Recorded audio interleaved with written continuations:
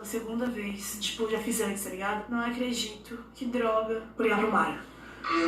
Amigo. É sério? Onde você tá, véi? Eu tava no cinema, eu saí da sala na hora que você me mandou uma foto. Mano, você não tem noção não, véi. Eu já tinha feito há 2 meses atrás, tinha dado positivo, mas achei que tava errado. Não. Acabou de assumir o namoro e vai... É, mas então, deixa eu te contar o que aconteceu. Eu só comecei a namorar com o Gregory, véi, porque eu sabia que eu tava grávida. É sério, eu só aceitei por causa disso, não nem aceitaria, velho. Mano, eu acho que eu vou abortar e eu vou terminar com ele. Não. Você trabalha fazendo o que os outros não conseguem. Olá, rapazes.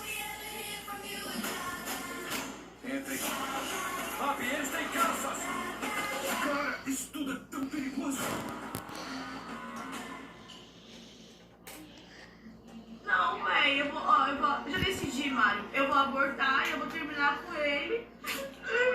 Mãe, você chama sua mãe? Maria, tem que falar da tua mãe.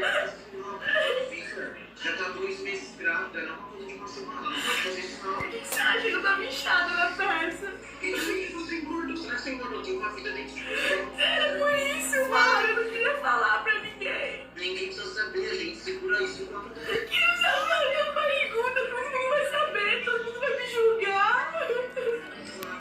Você que foi toda empoderada na internet, não vai ser agora que a gente vai resolver o problema. Você acha? Eu acho que... Amigo, vou pra aí agora. Me passa o endereço, vou pra aí agora. Pelo amor de Deus. Não tá rindo da minha cara não, né, Maria? Nossa, Maria, sem noção nenhuma, hein? Eu tô gravando um vídeo pro canal, meu amor. Tá tudo bem. Por que eu não acredito em você, sabendo que você tem até festa? Ai, amigo, você é um fofo, eu juro. Olha, Maria, eu tenho tanto conteúdo na minha cabeça agora, eu vou até guardar ele.